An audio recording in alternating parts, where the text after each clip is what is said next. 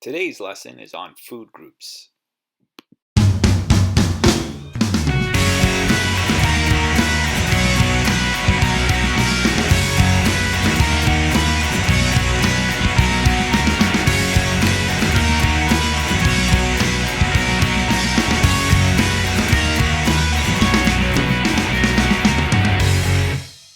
Today's lesson, we are going to look at food groups. But before that, let's talk a little bit about Canadian obesity. So, Canadian obesity means that you have a body mass index that is greater than or equal to a value of 30. Normal body mass index should be between the ranges of 18.5 and 25. So, you look here, we've got the map of Canada, and it will show where those body mass indexes are either not significantly different, significantly lower, or significantly higher. Okay, you can see this on my Google slide. Here are the obesity rates in the US. Okay, notice where the body mass index here with some of these states in the US that are greater than 35%. Okay, and understand these are old statistics from 2010, 2011. So here, obesity rates around the world, Americans are at the highest according to this resource. So children and youth, 17% of children and youth ages 2 to 19 are considered obese. That's a relatively high number. So here is Canada's food guide. This is our old food guide, which no longer exists. Right now, this is on the right is where we stand currently, where if you're looking at a plate, half of your plate should consume of fruits and vegetables. 1/4 of that plate in the form of some kind of whole grain, some kind of brown rice, some quinoa, some whole wheat breads, some whole wheat pastas, and then the last quarter portion should be in the form of protein and some healthy fats. That can be found in some soybeans or regular beans, in eggs, and some meats. Okay, so again, notice what a big difference in terms of our food guide here back in the past with today, where milk used to be one of the recommended liquids to take in. Now, according to the food guides, it is water. Fruit. So any fruit or 100% fruit juice counts as part of your fruit groups. So fruit may be fresh, canned, frozen, dried, whole, cut up, pureed. Make sure that half of your plate is in the form of fruits and vegetables. So health benefits. May reduce the risk of heart disease, protect against certain cancers, reduce the risk of obesity, and will reduce the risk of type 2 diabetes. So fruits help and heal our bodies. Vegetables. Any vegetable or 100% or 100% vegetable juice counts as vegetables. So vegetables may be raw, may be cooked, may be fresh, may be frozen, right? There's nothing wrong with frozen vegetables. In fact, they are actually very, very healthy for you. So cut them up and whatnot, heat them the way you like. Do whatever, but just make sure that at least half of your plate is in the form of fruits and vegetables. So, nutrients in vegetables. Most vegetables are naturally low in fat and calories, so it means you could eat a lot of it and not take in too many calories. And what's great about taking in a lot of these vegetables is not very many calories, but they are very filling. Okay, so none have any cholesterol.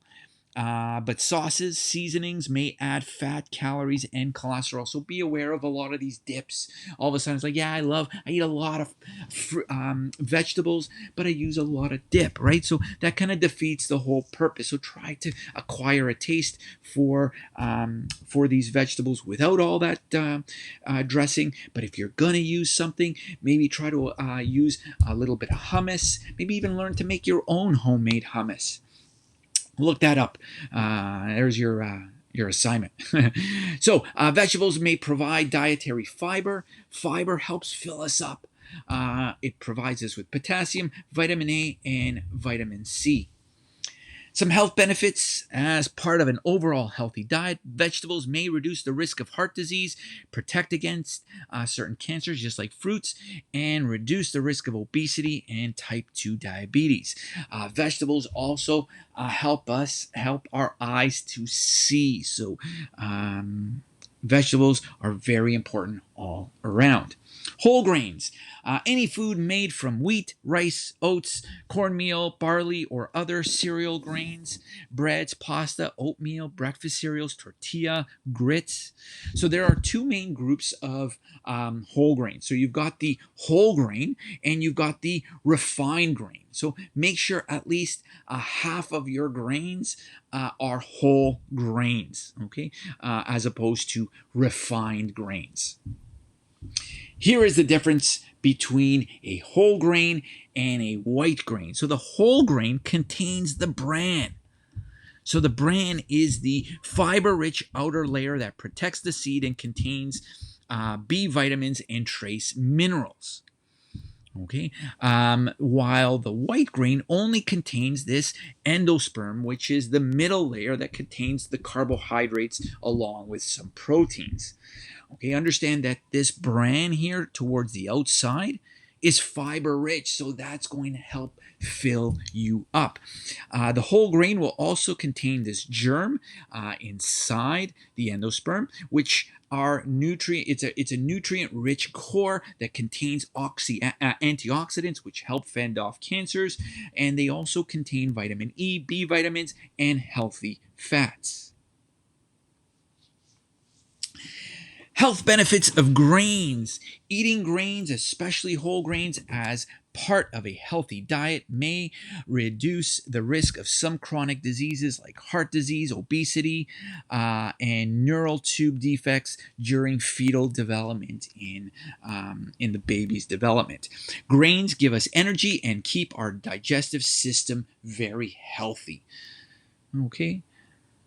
So, proteins, all foods made from meat, poultry, so chickens, seafood, beans, peas, eggs, processed soy, nuts, seeds, they all contain proteins. The amount of protein we need per day varies based on your body size and how much exercise you put in. If you're someone who lifts a lot of weights, your protein intake should be a little bit higher, but not too high like you might be reading from some of these bodybuilders out there.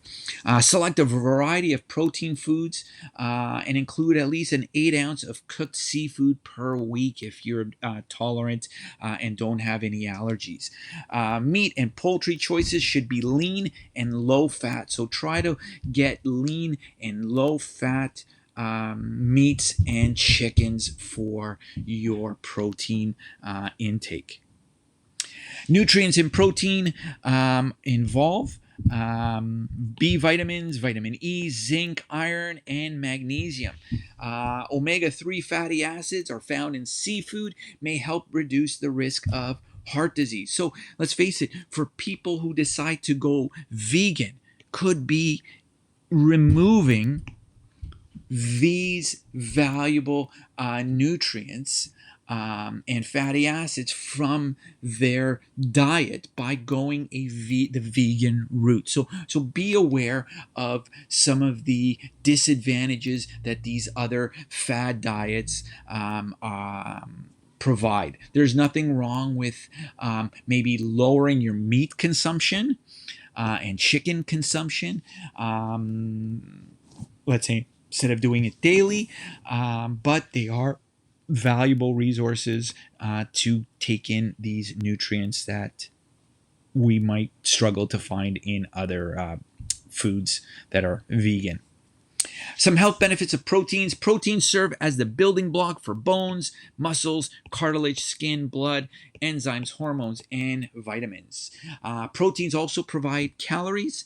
So the nutrients in proteins serve a variety of functions in the body. They help release energy. They carry oxygen in the blood. They help build tissue and many more. So if you hear bodybuilders intake, with their protein intake, because they are building blocks for muscle development. So when you work out and you lift weights, you tear your muscles. Your muscles need to repair. Your muscles will require protein to help repair it. But how much protein? Again, you do not want to take in too much. So please do your homework and check to see how much for your body size you should be taking in if you are physically active with resistance training.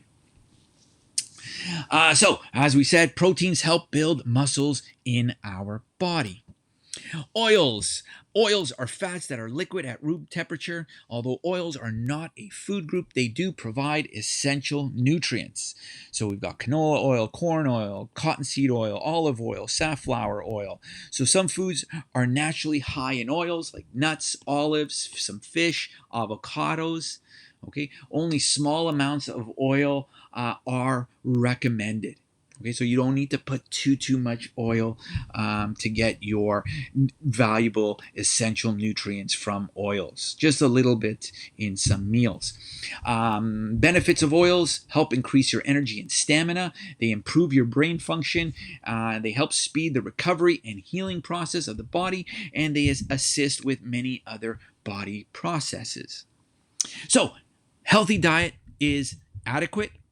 It's varied. You're not eating the same meal every single day, because remember, let's face it, same meal every single day going to get very, very boring. Make sure it's a balanced diet. Include those cheat days along the way, but again, keep those cheats in moderation. And again, that's the last point there that I want to make. Make sure that those cheats are moderately used. So, healthy diet is adequate. So, adequate diet provides enough energy, nutrients, fiber, and vitamins to support your health from day to day. The healthy food diet is varied. Okay, try to get your vitamins and your nutrients from different types of foods regularly. There's nothing wrong with having the same meal and having, leftovers for a couple of days. But if your diet is the same, chicken and rice every single day, Monday through Sunday, month after month, it's gonna get boring. Okay, so try to vary it up. Have some chicken, have some meat, have some eggs, have some beans. Just vary it up. You've got Google out there. Google search a bunch of these meals. There's tons of people who've created meals. Try them out, test them out, find what is good for you and what you like, and that's what's going to work for you. Healthy balanced diet is balanced. So balanced diet contains the right combinations of foods to provide proper balance of nutrients. Remember that half of your meals should be in the form of fruits and vegetables. A health food diet is moderate. So a moderate, taking in the right amounts and proper food weights. Okay, understand that all things in moderation. You don't need to fill the plate, and as well, you don't need to have a small plate either. Okay, if you eat sensibly, you can fill yourself up, feel full throughout the day, feel good about yourself, and live a healthy lifestyle. Avoid the term diet in the form of eating less. No, we're not going to eat less. We're going to eat right. So dairy, if you're going to take in dairy, so you've got your milk products. Some foods contain milk, and these milk, try to switch to a fat-free or a low-fat milk. So some of the nutrients found in these milks and cheese products: calcium, which is good for bones and teeth; potassium, which helps in maintaining a healthy blood pressure; vitamin D, which helps maintain proper levels of calcium and phosphorus in the body; and in low fat and non-fat form, they provide little or no fat, so you're not taking in all those extra calories. Some health benefits: drinking dairy products is linked to improved bone health, especially during childhood and adolescence. As you get older, you might want to limit, and maybe you've developed intolerances to lactose. So again, be careful. Drinking dairy products may reduce the risk of some diseases like osteoporosis, heart disease, and type 2 diabetes. So dairy foods help build strong teeth and bones. But like I said before, keep in mind everything in moderation. Right? Everything should be in moderation. If you're going to have a cheat meal, you're going to have that donut, you're going to have that bag of chips, in moderation. Eat sensibly throughout the week. Have these these cheat days to help you get through to another week of eating healthy. Try to find foods that you like. Don't be eating something that's healthy just because you know that it's healthy, but you can't stomach each and every single bite. Find something that will work for you. Vary it up. Try one type of vegetable. Try another type of vegetable. Try to find some seasonings that are low calories to 0 calories. And again, experiment and try to find what's going to work, because if it works for you, that's what's going to allow you to stick with a particularly healthy diet. I hope you liked this video. If you did, do not be shy to hit that thumbs up button.